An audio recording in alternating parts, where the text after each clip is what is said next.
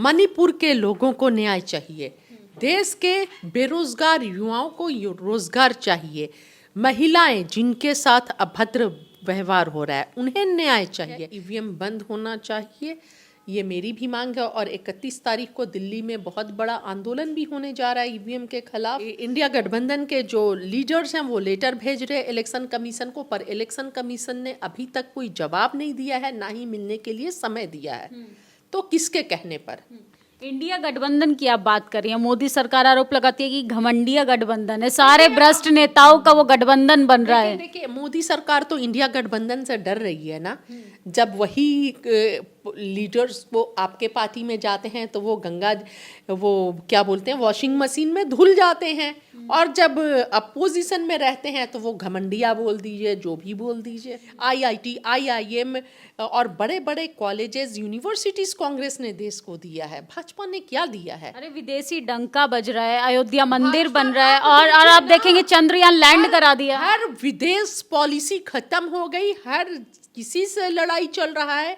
आप पूरे पड़ोसी मुल्क आप सराउंडिंग करके देख लीजिए, एक बार नज़र मुझसे पूछिए, श्रीलंका से खराब है, नेपाल से खराब है, चाइना से तो पहले से खराब था, पाकिस्तान से पहले से खराब था, अब छोटे मालदीव जैसा छोटा छोटा देश भी आंख दिखा रहा है। ये जो सरकार है, जो मनुवादी लोग हैं, सोच है, विचारधारा है, वो देश के एसटी, एससी, ओबीसी माइनॉरिटीज के खिलाफ है। अब बारी है एसटी, एससी, ओबीसी माइनॉरिटीज की, वो क्या करते हैं अपने लोगों के लिए, वो अपने लिए और आने वाला भविष्य वो कैसा चुनते हैं। नमस्कार, मैं निधि रतन और आप देख रहे हैं नेशनल दस्तक। आज मेरे साथ हैं खास मेहमान ज़ेबा खान, उनसे बातचीत करेंगे। लेकिन मैं बता दूं कि भारत जोड़ो यात्रा जिस तरीके से सफल हुई, मोहब्बत की दुकान खुई, नफरत की दुकान पर ताला लगाने का काम लगातार राहुल गांधी ने किया। अब भारत जोड़ो न्याय यात्रा भी शुरू हो चुकी है। विस्तार से जानेंगे कि भारत जोड़ो न्याय यात्रा का क्या मोटिव है और आखिर क्या ज़रूरत पड़ गई कि भारत जोड़ो यात्रा के बाद भारत जोड़ो न्याय यात्रा करनी पड़ी है। हमारे चैनल में आपका स्वागत है। नमस्कार जी। पहला सवाल तो मेरा आपसे यही है, आप पिछली बार भी भारत जोड़ो यात्रा में सफ़र कर रही थी, लगातार अपडेट भी दे रही थी हम लोगों को। भारत जोड़ो न्याय यात्रा करने की क्या ज़रूरत पड़ गई?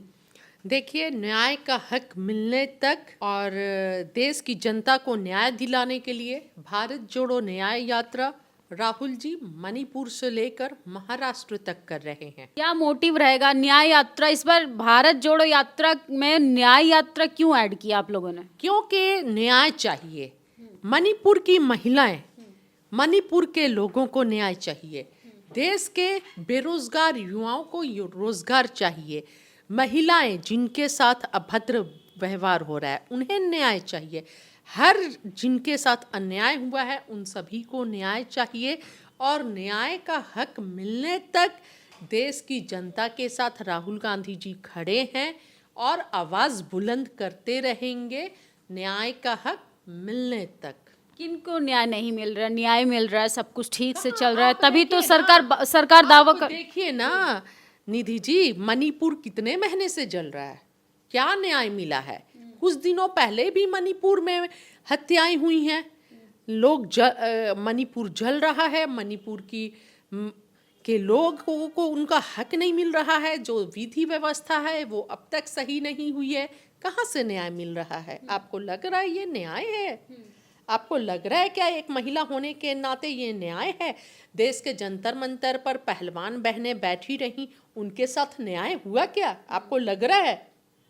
हाँ, आपको लग रहा है इसे न्याय बोलते हैं कि उन्हें अपने मेडल्स वापस कर देने पड़े, वो कुश्ती से संन्यास ले ली, ये न्याय है महिलाओं के साथ? उन पर तो आरोप लगाया जा रहा था कि वो राजनीति करने के लिए बैठी। देखिए, जो आवाज उठाता है उस पर आरोप तो लगता ही है, चाहे वो जवान हो सेना में। कुछ सालों पहले जब किसान आंदोलन चल रहा था, जवान ने जब आवाज उठाई थी खाना नहीं मिल रहा है, तो उन पर भी एलिगेशंस लगाए गए थे। चाहे पहलवान हो, वो देख लिए आपने, या किसान हो या युवा हो, कोई भी देश में जो आवाज उठाता है उस पर एलिगेशंस लगते हैं, है ना। सरकार कभी भी डाइजेस्ट नहीं कर सकती है कि और कभी स्वीकार नहीं करेगी कि उसकी कहीं गलती है, और जो आवाज़ उठा रहा है उसमें सरकार की गलती है।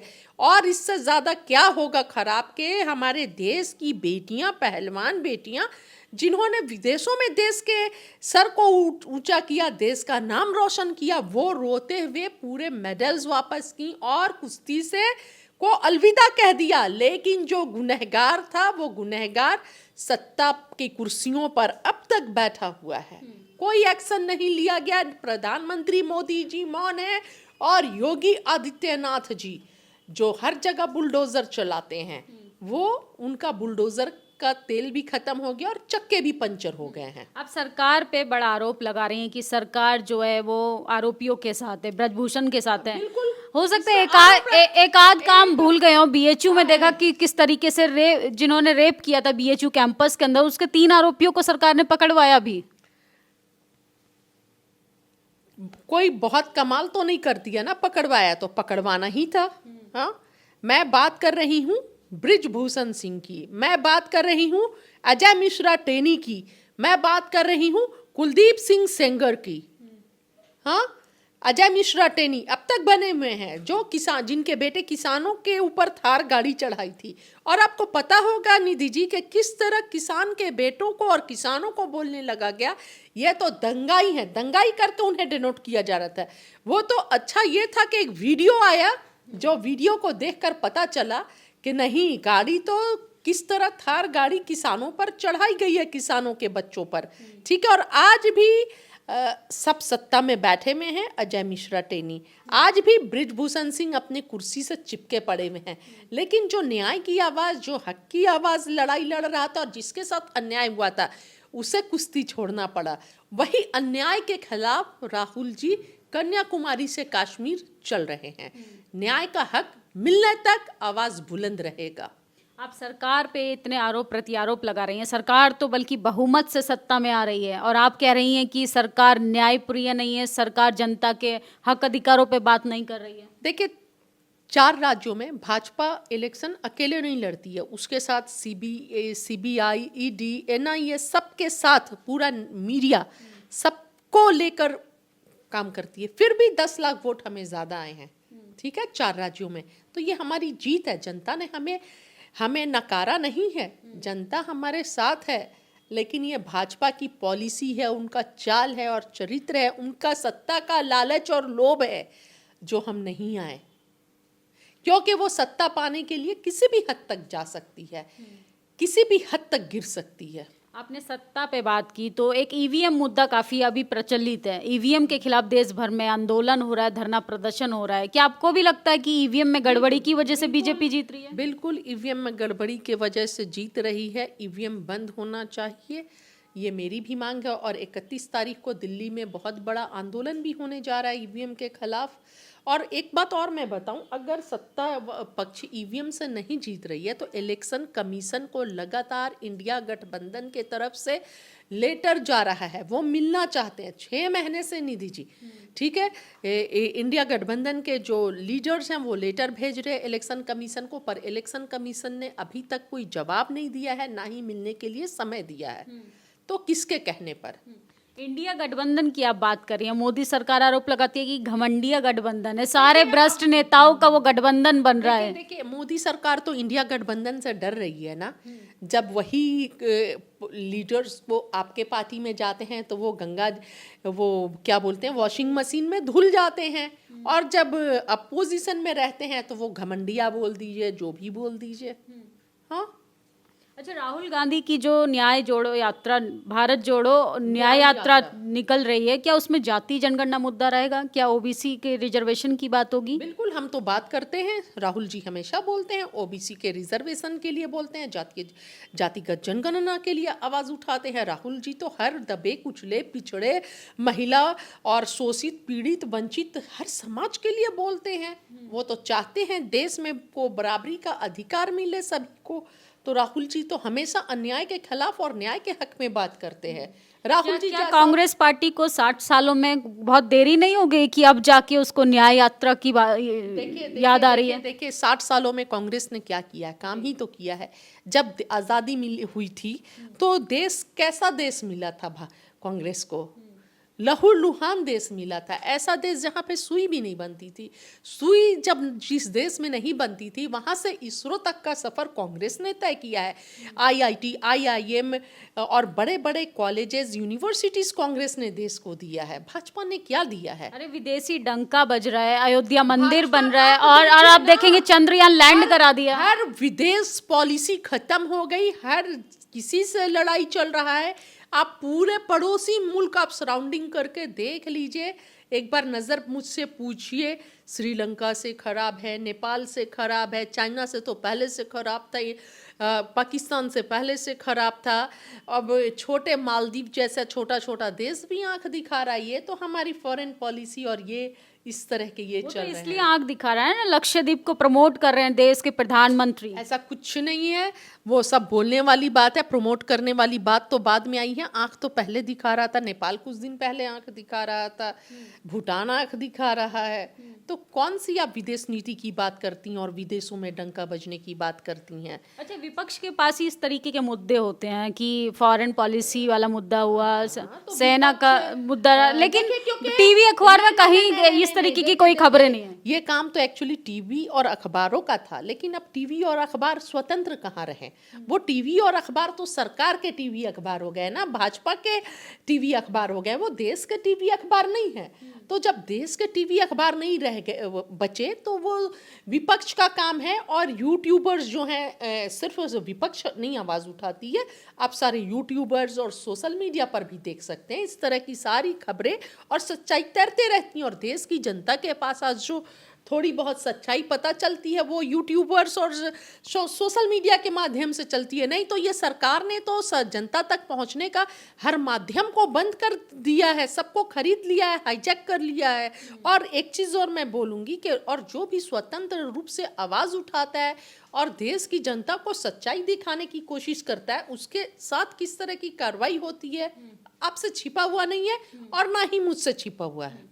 एक बाबा हैं, रामदेव बाबा, पतंजलि के ब्रांड एम्बेसडर हैं। उनसे जब सवाल पूछा गया, वो कहते हैं मैं ब्राह्मण हूँ और मैं ओबीसी की ऐसी की तैसी। जब मीडिया वाले उनसे सवाल करते हैं तो वो कहते हैं ओबीसी नहीं ओवैसी। तो इसका क्या रीज़न आप देखती हैं कि मुसलमानों को कहीं ना कहीं रिलेट करके इस तरीके की बयानबाजी? नहीं, मैं बताऊं, इनकी मानसिकता ही यही है, ओबीसी, माइनॉरिटीज़, एसटी, एससी के खिलाफ है। लेकिन फिर और जो कभी कभी सच मुंह से निकल जाता है, लेकिन फिर रियलाइज़ होता है ये क्या किया, तो फिर वो बात को पलट देते हैं। वही ये बात को पलटते हैं और कुछ नहीं, पर हकीकत यही है कि ये जो सरकार है, जो मनुवादी लोग हैं, सोच है, विचारधारा है, वो देश के एसटी, एससी, ओबीसी, माइनॉरिटीज़ के खिलाफ है। अब बारी है एसटी, एससी, ओबीसी, माइनॉरिटीज़ की। वो क्या करते हैं अपने लोगों के लिए, वो अपने लिए और आने वाला भविष्य वो कैसा चुनते हैं। कि भाजपा ने जो चश्मा आंखों में पहनाया है उसे उतार कर सोचने समझने की शक्ति को बढ़ाते हैं, चीज़ों को चश्मा उतार कर देखते हैं, या फिर भाजपा के सच में भाजपा के जो सच को जो झूठ बनाकर लगातार प्रचार प्रसार कर रही है उसमें फंसे रहते हैं। कैसे चेंजेस आएंगे? क्योंकि कहीं ना कहीं आपने एसटी, एससी, माइनॉरिटीज़ की बात की, उनको तो शायद दोयम दर्जे का नागरिक समझा जाता है। जिस तरीके के स्टेटमेंट दिए जाते हैं, ओबीसी की जगह ओवैसी बोला जाता है, मुसलमानों से रिलेट किया जाता है, उनको पाकिस्तानी बताया जाता है, खालिस्तानी बताया जाता है, आतंकवादी बताया जाता है। देखिए, जो भी आवाज़ उठाएगा उसे पाकिस्तानी नहीं, खालिस्तानी तो सिखों को बताया जाता है। जब किसान आंदोलन चल रहा था तो सारे सिखों को खालिस्तानी बता दिया गया था। तो ऐसे ही हो रहा है, जो आवाज़ उठाता है उसे कुछ ना कुछ देखिए। और अगर पाकिस्तानी की आप बात कर रही हैं तो हम लोग बाई चॉइस इंडियन हैं, है ना। आज़ादी के समय हम अपने देश में इसी मिट्टी में पैदा हुए हैं, इसी मिट्टी में मिल जाएंगे। पाकिस्तान से हमारा कोई रिश्ता नहीं है। पाकिस्तान से तो रिश्ता भाजपा का है, क्योंकि बिना पाकिस्तान के नाम लिए उनकी राजनीति पूरी नहीं होती है, ठीक है। और हमारा कोई संबंध नहीं है, कोई रिश्ता नहीं है। हम हिंदुस्तानी थे, हिंदुस्तानी हैं, हिंदुस्तानी रहेंगे। मरने के बाद भी इसी मिट्टी में हमें मिल जाना है। ये हमारी देशभक्ति है, ये हमारा प्यार है इस देश से। अगर मुस्लिम समाज की भागीदारी की बात करें, उनकी राजनीतिक भागीदारी कहीं ना कहीं अभी तो स्टार्ट भी नहीं हुई है, और एक ओवैसी हैं जो शायद अपने कम्युनिटी को रिप्रेजेंट करते हैं। तो कैसे चेंजेस आएंगे मुस्लिम कम्युनिटी की स्थिति में, कैसे बदलाव आएगा, उनकी एजुकेशन सिस्टम को कैसे चेंज किया जाए? देखिए, सबसे पहले बदलाव के लिए, कोई भी समाज में बदलाव के लिए शिक्षा सबसे बड़ा माध्यम है। तो मैं अपने समाज के लोगों से बोलूँगी, अपील करूँगी कि शिक्षा पढ़ाइए बच्चों को। कुरान का जो सबसे पहला आयत है इकरा, जिसका मतलब ही पढ़ना होता है, तो उस पहले आयत पर भी चलिए कि पढ़ना, जितना पढ़ेंगे लिखेंगे, पढ़ाइए बच्चों को, ज़्यादा से ज़्यादा शिक्षित कीजिए, आईएएस बनाइए, आईपीएस बनाइए, जज बनाइए, इंजीनियर बनाइए, डॉक्टर बनाइए। सारे बदलाव खुद ब खुद हो जाएंगे। सारे सवाल का जवाब सिर्फ शिक्षा में छिपा हुआ है। शिक्षित कीजिए, यही मेरा जवाब आपको भी है निधि जी। आपने शिक्षा की बात की, इदारों की बात की, कैसे इंस्टीट्यूशन बनाने वाली तो जनता की भी मांग नहीं है, वो मंदिर चाहती है, वो तमाम तरीके की उन चीज़ों की मांग करती है जो बीजेपी उनको दे भी रही है। मंदिर के लिए वोट देते तो मंदिर दे रही है बीजेपी। शिक्षा के लिए कैसे जागरूक करेंगे? शिक्षा के लिए ना जनता जागरूक हो रही है, ना सरकारें सोच रही हैं, कैसे बदलाव आएगा? देखिए, रास्ता तो हमें इस अंधेरे में खुद ही खोजना होगा, क्योंकि ये सरकार जो है देश की जनता को और अंधकार के तरफ ढकेलना चाहती ही नहीं है कि जनता उजाले में आए। जितने अंधकार में जनता रहेगी, ये सत्ता में उतने दिन तक बैठे रहेंगे। तो इस अंधेरे में उजाला हमें खुद खोजना होगा, ढूंढना होगा, रास्ता खुद तलाश करना होगा। हमारे लिए हमारी देश की सरकारें नहीं हैं, हम सभी को मिलकर आपसी प्यार, भाईचारा और संयम के साथ आगे बढ़ना है और सोचना है, समझना है, उसके बाद से निर्णय करना है। और ख़ासकर जो नेशनल मीडिया चश्मे पहना कर देश की जनता को दिखाती है, झूठ परोसती है और छल कर रही है लगातार, इससे भी हमें बाहर निकलना होगा। लेकिन विपक्ष कहीं ना कहीं बहुत देर से डिसीजन लेता है। न्याय यात्रा बहुत देरी हो चुकी है, मुझे लगता है 24 आ चुका है और मोदी जी की बड़ी तैयारी है। आप मोदी जी की तैयारी देखेंगे तो वो तो दावा कर चुके हैं लाल किले की प्राचीर से कि आने वाले टाइम में तो वो फिर से वहीं से भाषण देंगे। देखिए, वो तो लाल किले की प्राचीर से महिलाओं के ऊपर भी स्टेटमेंट दे रहे थे ना, महिला सशक्तिकरण पर, और बिल्किस बानो के रेपिस्ट को उसी दिन छोड़ दिया जाता है, 11 बलात्कारियों को, और उनके पार्टी के लोग फूल माला लेकर बलात्कारी के सम्मान में जाते हैं। तो ये तो बहुत शर्म की बात है कि भाजपा के लोग बलात्कारियों के साथ खड़े हैं। तो प्रधानमंत्री के कथनी और करनी में मुझे नहीं लगता है कि ज़्यादा कुछ मैं बोलना चाहूँगी। 2 करोड़ प्रतिवर्ष रोज़गार मिलेंगे, मिले क्या? वहीं पर बिहार में रोज़गार मिल रहा है, नीतीश सरकार अच्छा रोज़गार दे रही है, पर देश की जो सरकार है, जो केंद्र सरकार है हमारी, हर जगह फेल्योर है, हर क्षेत्र में फेल्योर है। सिर्फ प्रचार प्रसार कर रही है, देश की जनता को गुमराह कर रही है और सत्ता के नशे में डूबी हुई है। क्या कहेंगी हमारे दर्शकों को? लाखों लोग आपको देख रहे हैं, महिलाएं आपको देख रही हैं, युवा आपको देख रहा है और आप भारत जोड़ो न्याय यात्रा में भी शामिल है। क्या कहेंगी जनता के लिए? सबसे पहले तो युवाओं को मैं बोलूँगी कि एक मेरा मैसेज है कि न्याय योद्धा बनिए भारत जोड़ो न्याय यात्रा में, और न्याय की इस लड़ाई में अन्याय के खिलाफ खड़े होइए। और न्याय का हक मांगने के लिए एक नंबर है जो आप सोशल मीडिया पर देखेंगे, कांग्रेस के साइट पे तो आपको मिल जाएगा, उसमें सिर्फ मिस्ड कॉल करना है और न्याय योद्धा बनना है। आप न्याय योद्धा बनिए। अपनी महिलाएं, और मैं पुरुषों से बोलूँगी, ये देश की महिलाएं आपकी कुछ ना कुछ लगती हैं, बहनें हैं, माँ हैं, बेटियां हैं। इनके अधिकारों के लिए, इनके मान सम्मान के लिए, इज्जत के लिए आपको लड़ना होगा। मेरे भाइयों से, मेरे देशवासियों से अपील है कि ये जो मोदी सरकार चश्मा पहना रही है और नेशनल मीडिया दिन रात झूठ परोस रही है, उससे बाहर आकर देखिए। ऐसा ना हो कि जब हम जागें, जब हम उठे, नींद से उठे, इनके छल छलावा से बाहर निकले तो हमारे पास कुछ बचे ही ना। तो उठ जाइए, अपने देश को बचा लीजिए और लोकतंत्र को बचा लीजिए, संविधान को बचा लीजिए। बहुत बहुत आप सभी का धन्यवाद। जय हिंद, जय भारत। बहुत बहुत शुक्रिया हमसे बातचीत करने के लिए। नमस्कार।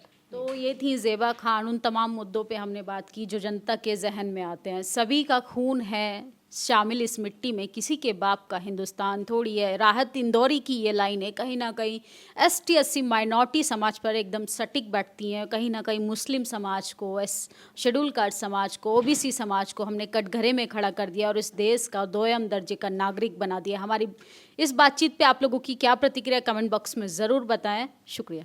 नेशनल दस्तक की आपसे गुजारिश है कि अगर इसको बचाना चाहते हैं तो नेशनल दस्तक को सब्सक्राइब करने के लिए रेड कलर के सब्सक्राइब बटन को दबाएं, फिर बेल आइकन की घंटी दबाएं। नेशनल दस्तक को बचाने के लिए बहुत जरूरी है कि हर खबर को शेयर करें, लाइक करें, कमेंट जरूर करें।